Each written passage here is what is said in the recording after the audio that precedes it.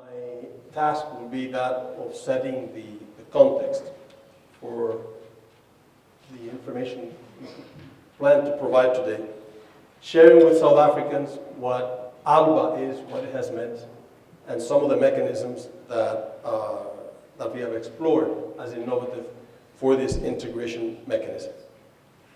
ALBA means the Bolivarian Alliance of the Peoples of Our America.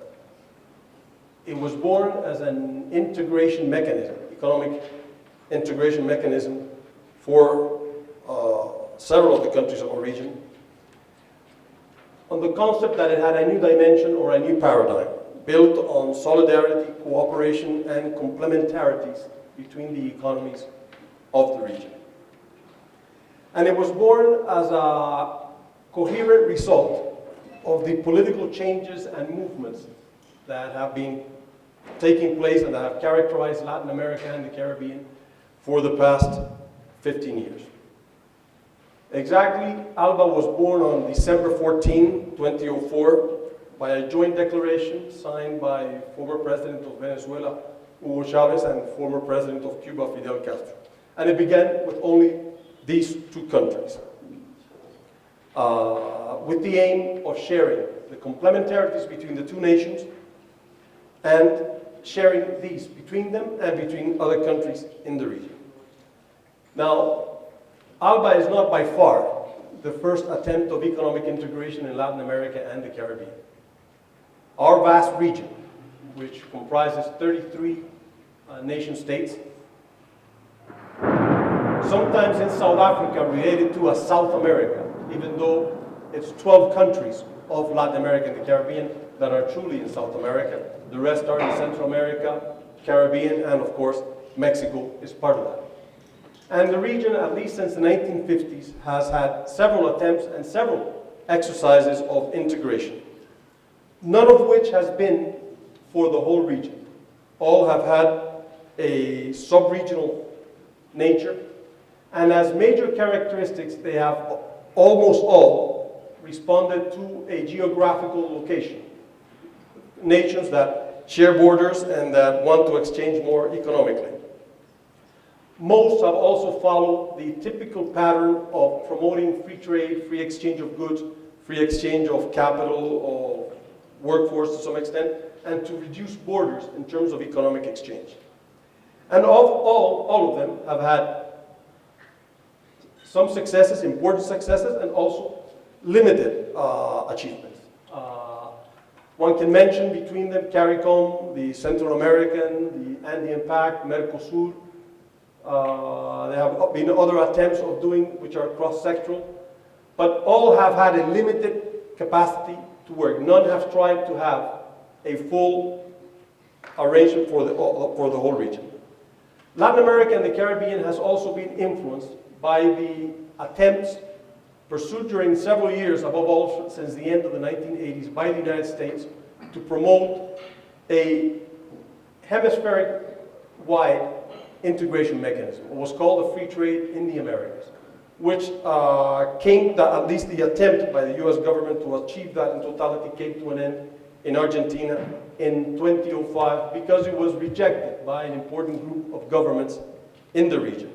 Considered, and some of our governments consider, that it would have implied a greater level of dependency, a greater level of subordination of the economies of the region to the United States.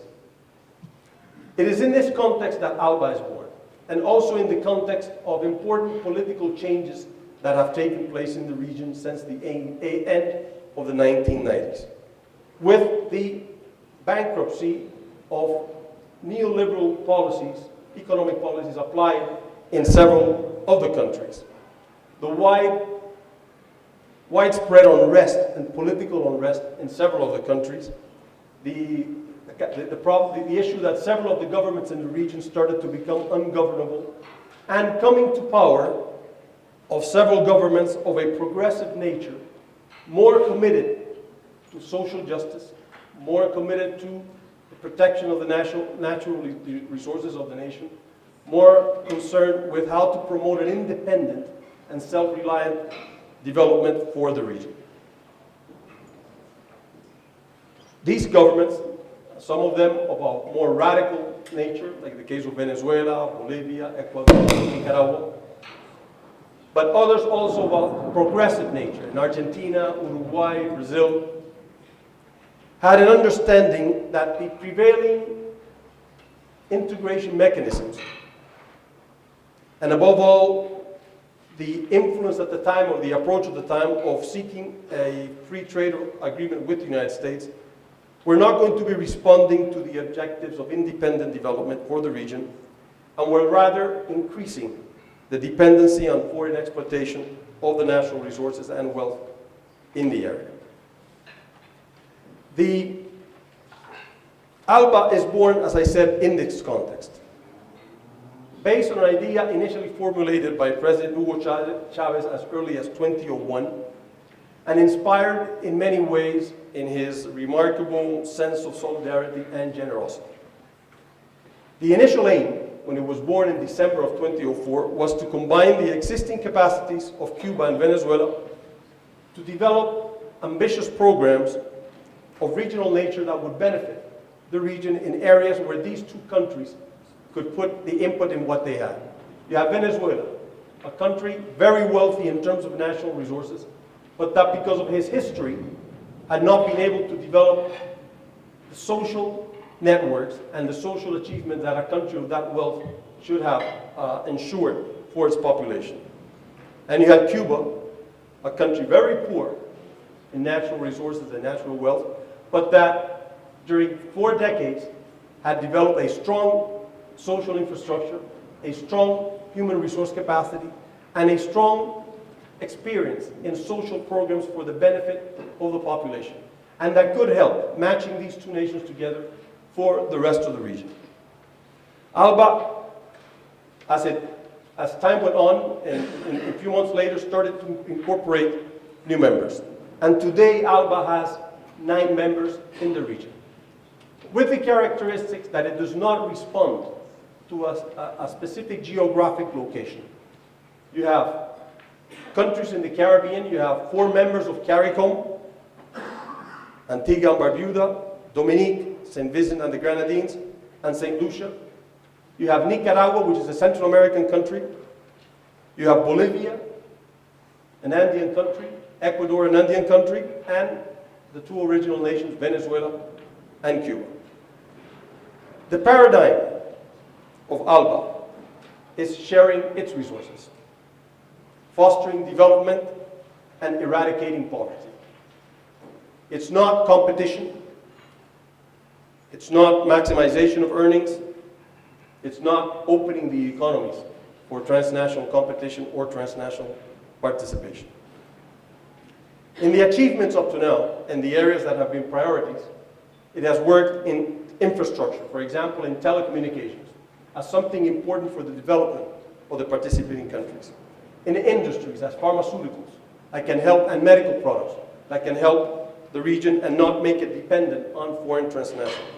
And of course, infrastructure in terms of social facilities to be able to ensure the required social development. It promotes trade, and I won't be speaking more about this because we have a speaker just for that subject. Investment in different areas. Energy has been a major factor, and one of the growths of ALBA has been Petrocaribe, which is a scheme to supply on very reasonable conditions oil to the countries of the Caribbean, most of which lack energy resources on their own, and would have been in a very difficult conditions in the past 10 years if they would have not counted with Petrocaribe to be able to meet their energy means. Food production and food sustainability has also been an important chapter of ALBA, and uniting resources to be able to ensure the food needs of the region. Yet the most outstanding programs and the most detectable achievements of ALBA have been in social development, in education, in health, in programs for the disadvantaged that, for example, have changed the lives of millions of people that have handicapped or have difficult physical disadvantages and that have been ignored traditionally, in science and technology, in cultural development, in sports, in the promotion, the recognition, of indigenous and original cultures. And also ALBA has had programs in the area of media, with the development above all of Telesur, with the development of technology that would help greater communication and public communication from our peoples, and not depending on the same sources of communication that dominate the world today. It has built a strong institutional framework with summit meetings, ministerial working groups. It's got a secretariat, it's got its own bank to support the major activities, and it's got a chapter just for social achievements, for unions, women's organizations, farmers' organizations to participate directly with and to engage directly with similar organizations within the movement. The most recent exercise by ALBA was a summit that took place in Havana, Cuba this past Monday on the topic of Ebola, with the aim to see how the countries that belong to ALBA could come together to find an answer for the region of Latin America and the Caribbean for the danger of Ebola. It also took into account how could the region help or continue to help the African countries currently affected.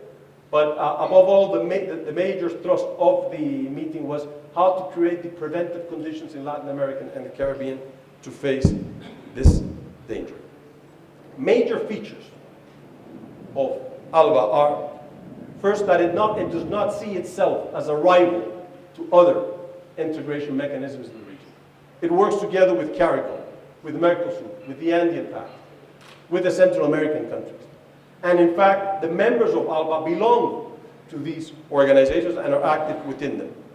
It works together with CELAC, the Community of Latin American and Caribbean States, with UNASUR, and is ready to work with any organization, even outside of Latin America and the Caribbean.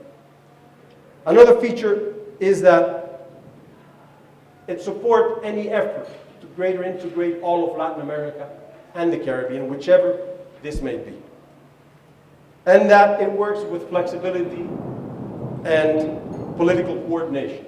ALBA also serves as a political coordination mechanism in the UN and other international fora. Now, it is very important to note, and you will gather from what I have been saying, that it is an organization that is politically driven, influenced by the nature, by the character, and by the ideological orientation of the countries that formed it and belong to it. Its future, its fate, its survival depends on the fate of the governments and the realities of the country that comprise it. ALBA does not work as an instrument that, from a supranational capacity, can influence the countries. Is the other way around. It's the countries themselves that influence ALBA and that give it its character. So its future will depend on this. I hope that I have met the timeline and limits that I have. This is my general explanation.